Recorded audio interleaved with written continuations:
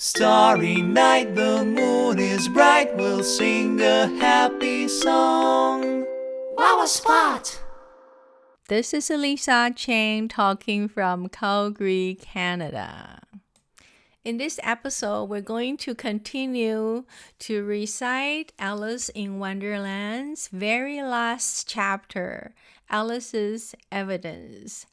In the last episode about this chapter, we were at when the rabbit talked about, hey, there is another evidence we have to look at, which was a letter. And what was in the letter? We're going to continue to read out the verses in the letter.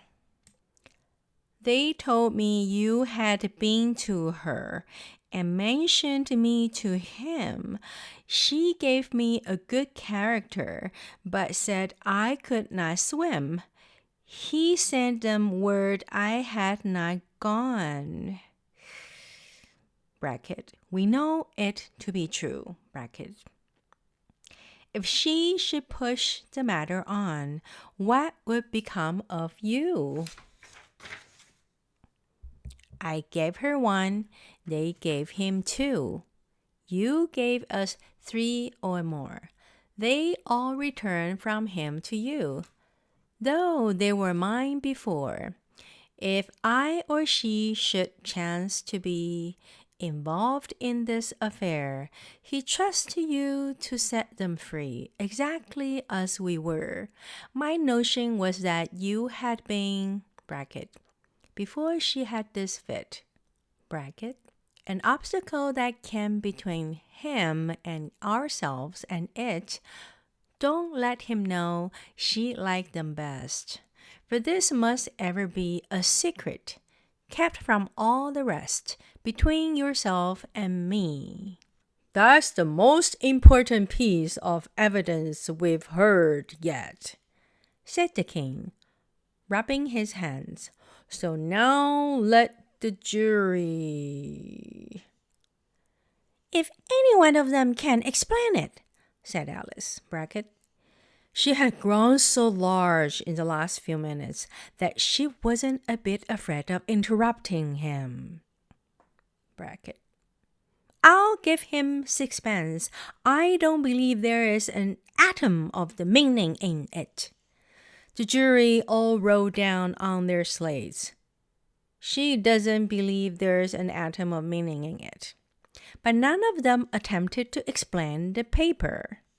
If there is no meaning in it, said the king, that saves a world of trouble, as we needn't try to find any. And yet I don't know, he went on, spreading out the verses on his knee and looking at them with one eye. I seem to see some meaning in them after all. Said I could not swim. You can swim, can you? He added, turning to the knave. Don't I look like it? He said, bracket, which he certainly did not, being made entirely of cardboard, bracket.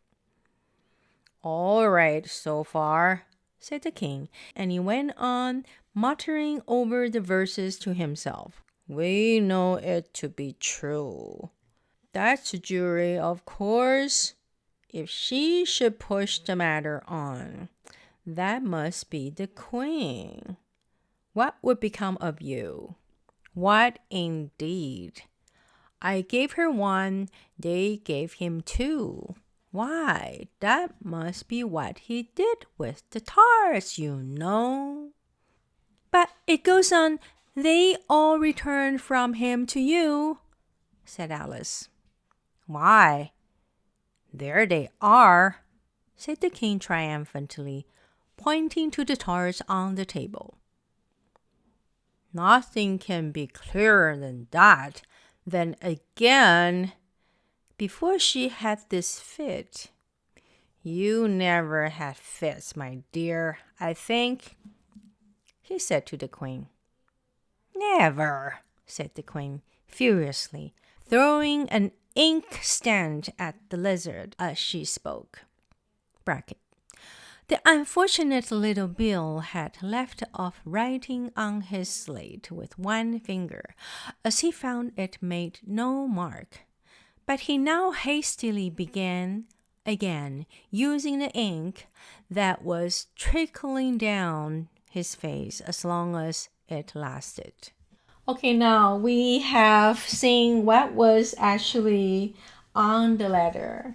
What was actually on the letter were presented by a bunch of verses which absolutely make no sense. So the king and the queen were trying to see if there any logic or sense among these verses, but they were just guessing and making silly connection, which doesn't make any sense. And it seems that Alice was the only person who in this scene was having senses and see the logic and see the silliness.